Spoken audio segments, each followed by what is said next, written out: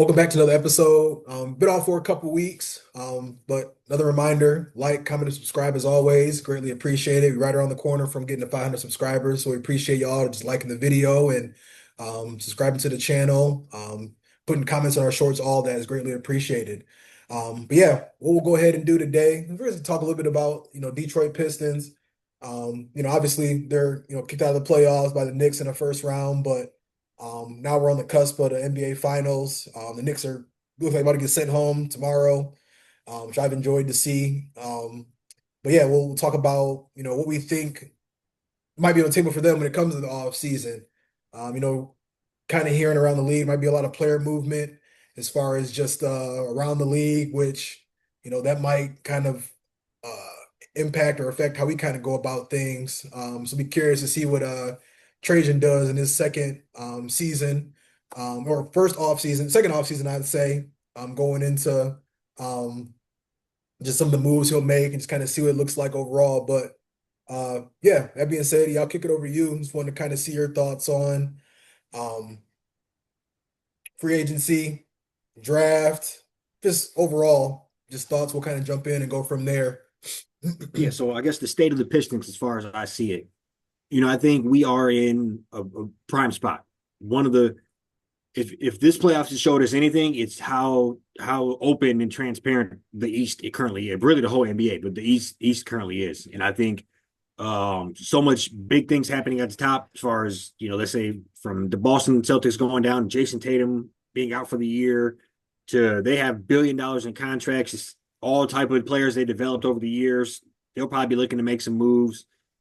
You have the Knicks who went all out, like we've said, and just to beat the Celtics. They got that done, but now they're falling against a team that is in our own division in the Pacers. The Pacers are kind of the surprise team, but also I think we've competed with them throughout the whole year in a division league. So I think we are in a great spot.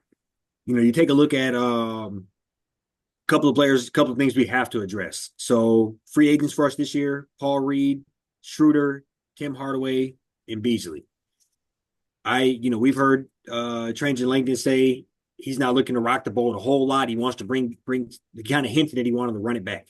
Kind of hinted that he wanted to bring back a large majority of those guys. So I think a player like Paul Reed, maybe possibly somebody could throw a little more money at him than we could. Maybe say they're going to up his minutes a little bit.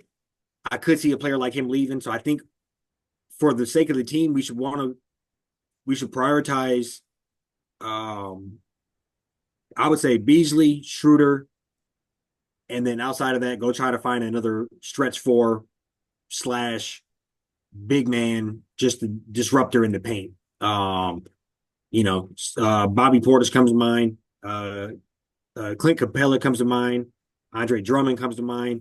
Those are all guys that I think Drummond has a player option available, but if he doesn't pick that up, somebody like that, I think, 15, 17, occasional 20, 25 minutes off the bench would do wonders on a team like, what we have. So those are kind of how I would prioritize that. And I think that'd be running it back slash, looking to just improve in spots that we need, with the thought that we'll have players like Jaden Ivey coming back and how dynamic he'll be and how many minutes he's going to soak up and what that'll look like as far as Michael Beasley, because he really took off. He was doing good, but he really, really took off when Ivy went down. I think he soaked up a lot of those minutes. Yeah, Schroeder soaked up a lot of those minutes, or we went and signed him to kind of be that off or be the dominant ball guard. yeah. He's doing a lot, but when him and Cade were doing that, tandem. So those are all things I think they're thinking about. But I think those type of couple of free agents I listed would be different needles movers for us. And I think prioritizing, like I said, Schroeder, Beasley, and not that I don't want Tim back, but I think prioritizing those two would be a little more key for me. I'm with you. Yeah. No, and I think what I kind of said when you jumped on before you jumped on here, like I think we just owe it to ourselves as a team to, prioritize those guys, keep the core the same, as best we can. I don't think it would hurt to, upgrade like, you know, Simone Fontecchio, like, like in somebody in his place or like a Paul Reed, just see if we can kind of like bolster, the roster from that standpoint, find a, Tim Hardaway Jr. replacement. But like I said, like you already said, just with Ivy coming back, that might already kind of solve itself just with getting him back to start the season. And I think we at least owe it to, they at least owe it to themselves to see what we can do with Ivy, whether it's through the All-Star break. I mean, he was crushing it, up through the All-Star break before he got hurt, or for another full season with him. Um, so I'm not, I think I'm really in this kind of the same space as you, to where I'm like, I don't think it's time for any, home run hits unless somebody just wants to place a player in our lap that, that we don't have to give up a whole lot for. I think, yeah, you get on Twitter, you kind of see the Giannis's, you see the, the Zions, you see a lot of kind of different players kind of getting photoshopped into Pistons jerseys. And, a lot of these trades, I don't even think would even go through on 2K. Start to kind of come up on the timeline. Really want to kind of keep things as close as you can to the same, because I think we are really having great chemistry and everything. You're just young. That was the first playoff series for more than half of the team. Cade, Asar, Duran, Stewart, a lot of guys. That was their first taste of the playoffs. I think they showed up and they played, played very, very well.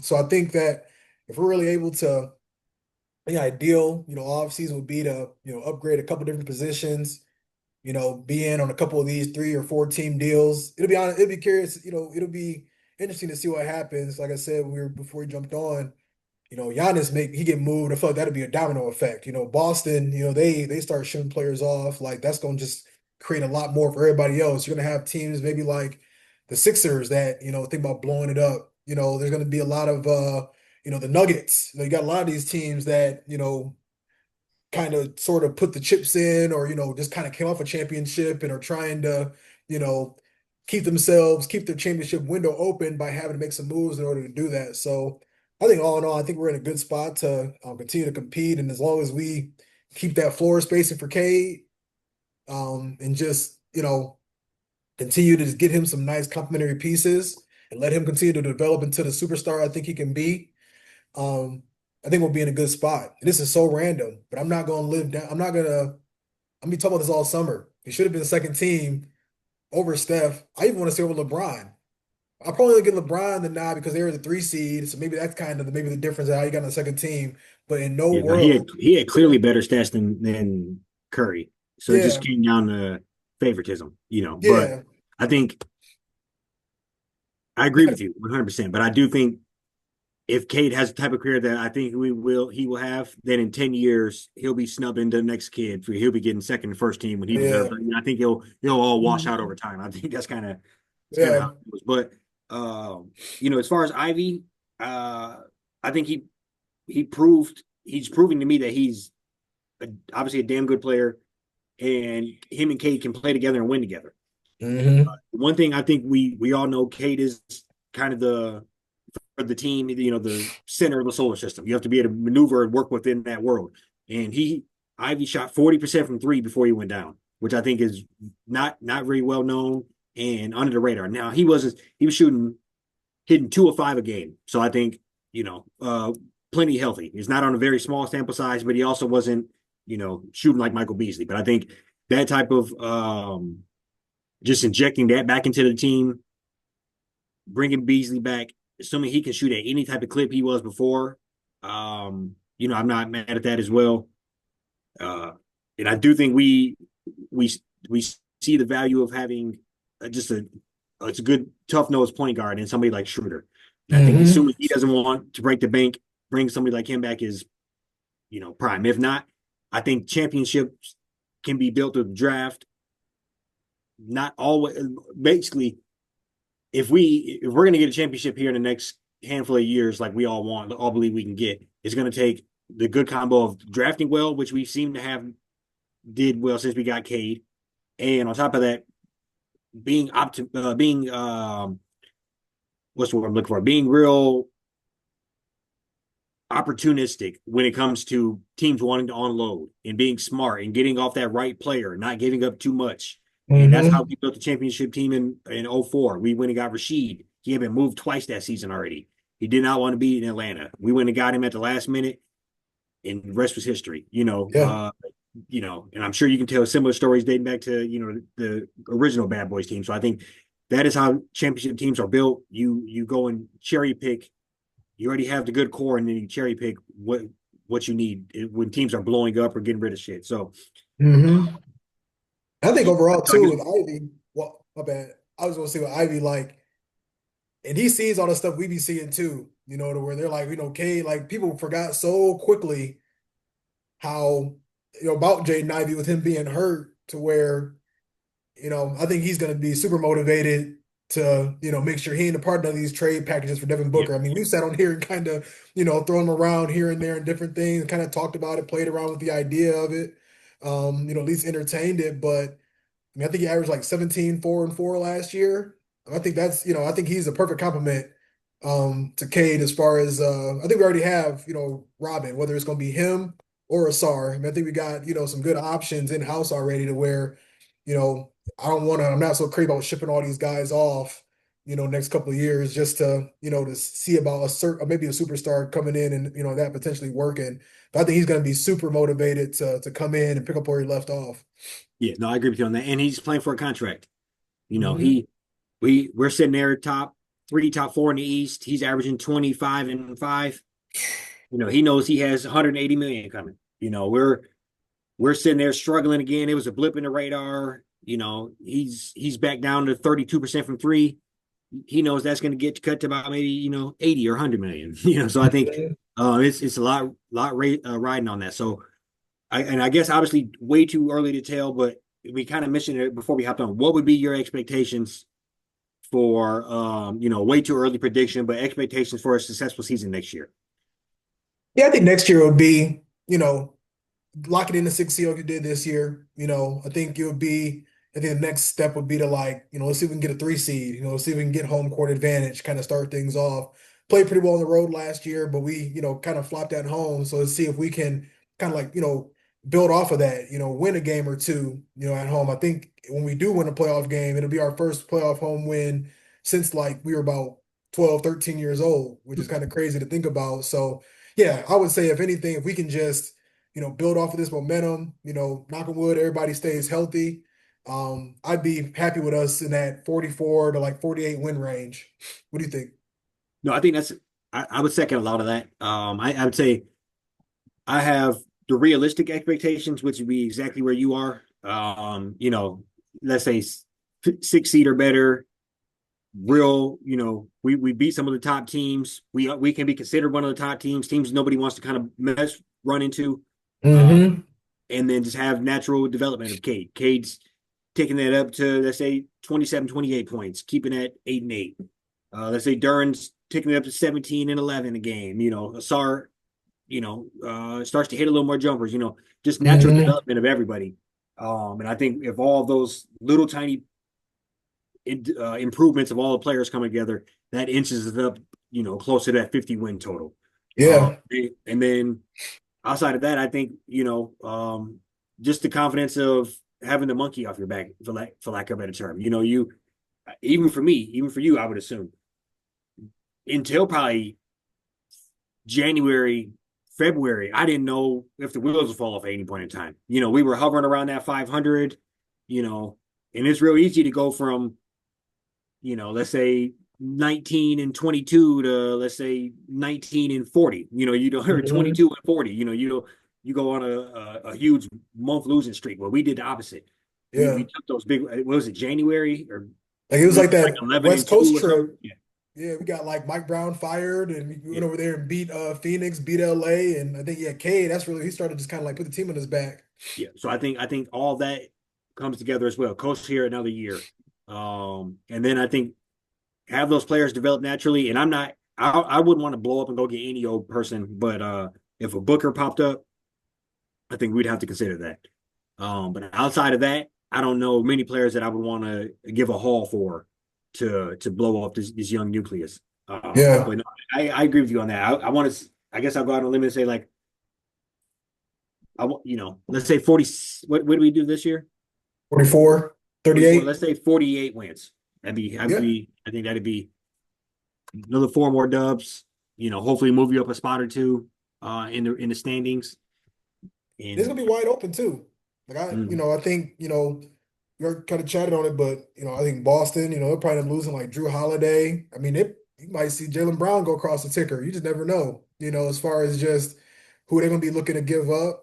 Um, Giannis, he ended up getting shipped off to the West. I mean, it's like, okay, like it's really gonna be, wide open. I mean, you kind of got to look at Indiana, as a contender. You got to yeah, imagine all gonna do is get better from he'll be here. here. They do got they're gonna have to resign Miles Turner and Yeah, yeah. Siakam. So I think, but they could probably get that done. I don't know how their books look, but Hmm. I know Halliburton's gonna want a hell of a payday whenever that comes up. Oh, for sure. But They outside probably of that, set up. They probably kind of set up how we are, just like paying like one guy a lot of money, and it's kind of like, yeah, yeah. re-sign a couple guys. I just had our whole list on here, and Cade is getting like, damn, I think I closed it, but Cade is like his contract is like 5 times closest, bigger than the next closest contract on our team. It's kind of I ain't mad at it. And I know, one guy kind of forgetting too, kind of jumping around now, but Ron Holland. I mean, we don't know what his superpower is yet, so to speak. Availability looks like that might be, a big part of it. I think only missed one game. That's because he got suspended. And him and Sar, they give this guy Vincent, the guy that came from New Orleans, the shooting mhm. coach. I mean, we could have. I mean, everybody took a step in the right direction. He getting the summer league this year.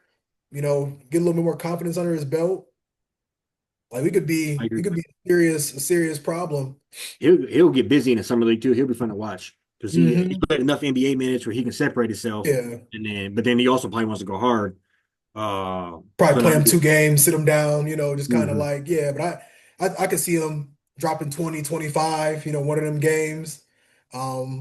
Yeah, it'd be exciting. I think just seeing what we can do with this core. I think continuity. I think if anything, that's the most important thing going into this season. Like, I don't think there was, I mean, chemistry was like this. I mean, so it's like you just see what Ivy does as far as working his way back in. And I think he's gonna be on a mission, like getting downhill. Hopefully he can get back to who he, cause I mean, he's speed, going coast to coast. Um, Explosive. I'm just glad he has literally what we in on the brisk of June. He got about 3 months, 4 months to really just get back into shape and get back to 100% health. Yeah, no, for sure, for sure. I'm excited about it, man. I think we obviously don't have a whole lot to talk about when it comes to the draft. We don't have our pick this Yeah. year, first round pick. It wouldn't be all that high anyway. It'd be even if we had it, probably what low 20s. So Mhm. I know we each don't have we didn't really talk about it, but I think safe thing to say is I feel like we should. This is the time where you take time to swing for the fences. You go get that guy.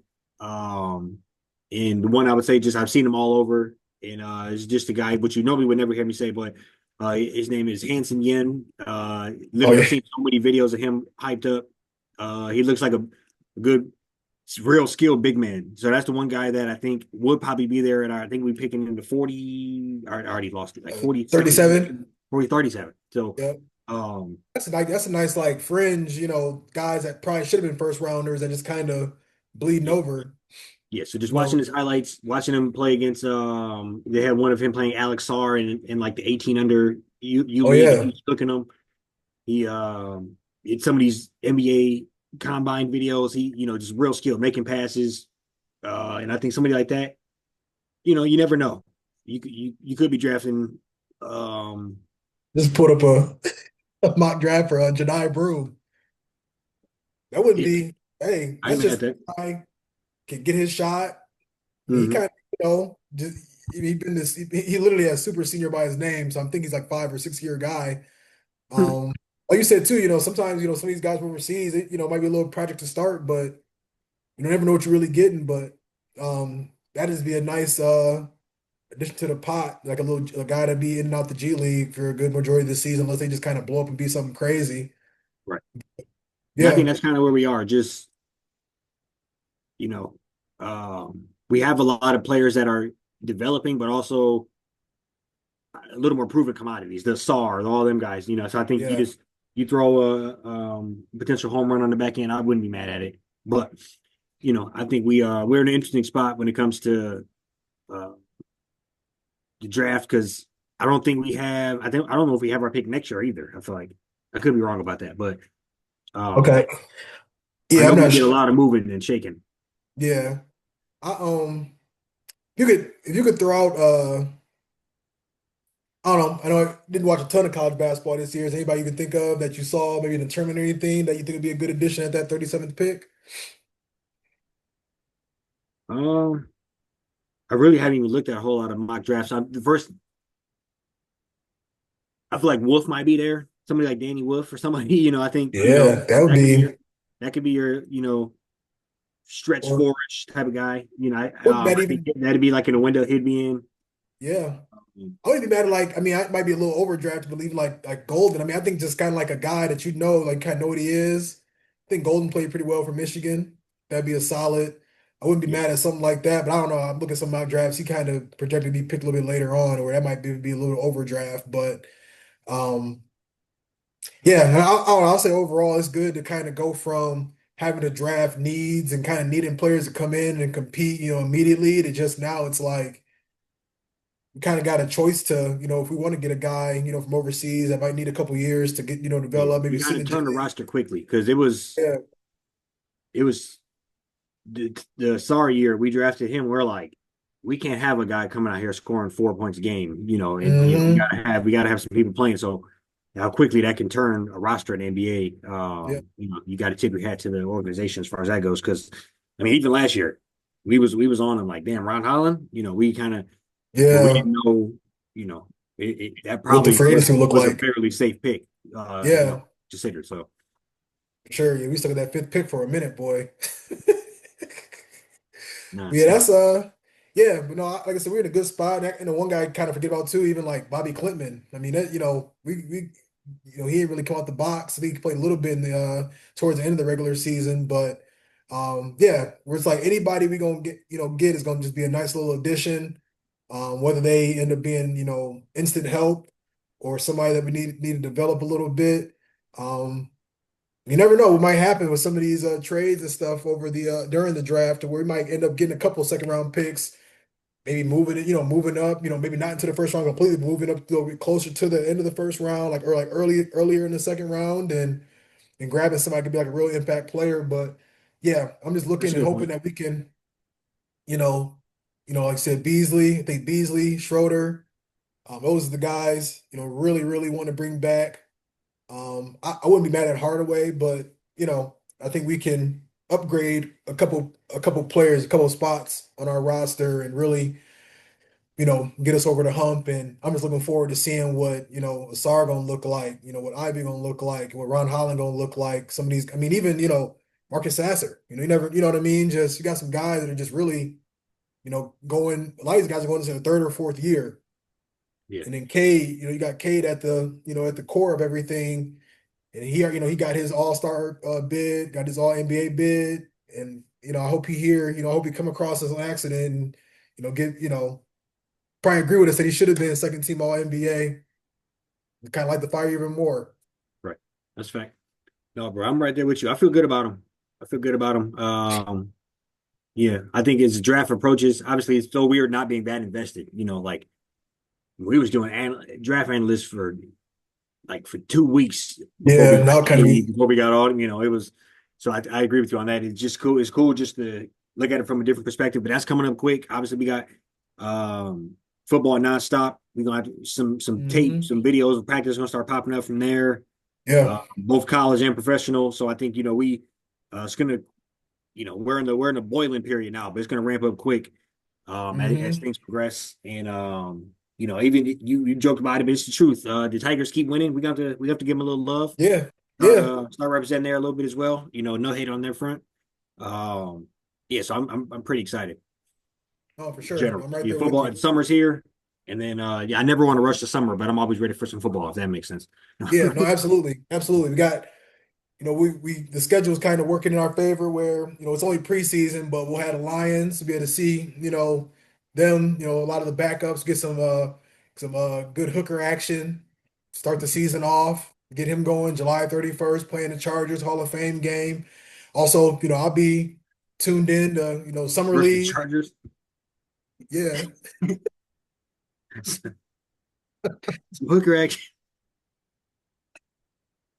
that'd be yeah. Well, it's a little bit of stuff to be looking forward to in the summertime, as far as the summer league. Watch it. Yeah, see what Hidden Hooker got, and No, man, like I I said, hope we can step up because I was a little scared when we had to go sign Teddy Bridgewater. All jokes aside, oh um, yeah, yeah. I oh mean, Teddy you Bridgewater, know, fresh with the clipboard from the high school championship, he suited no, up for sure. Yeah, and took snaps and took a snap. So he it's like got on the plane after the banquet. yeah. So that scared me a little bit. So hopefully he can take a big leap here for us. But No, for sure. He's generally, like what hurt his whole first year. Really was able to do not only able to do really anything last year. You see, hope this year, he's healthy, understands the system more. Um, yeah, we'll be curious to see what he'll be able to do. We'll be a lot more of him in the preseason this year. So that'd be good to see.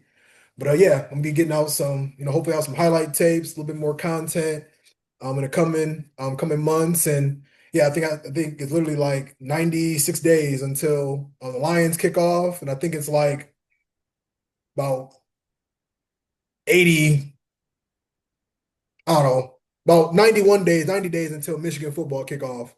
They are pretty much like a week, like yeah, a week ahead of or a week in spread. Yeah. between, Yeah. give or Hell yeah. take, something like that. No, he'll be So here before we he'll be here in a heartbeat, really would. So, yeah, I'm ready absolutely. for it. Yeah. We'll talk with y'all next week. Peace. Yes, sir. Peace.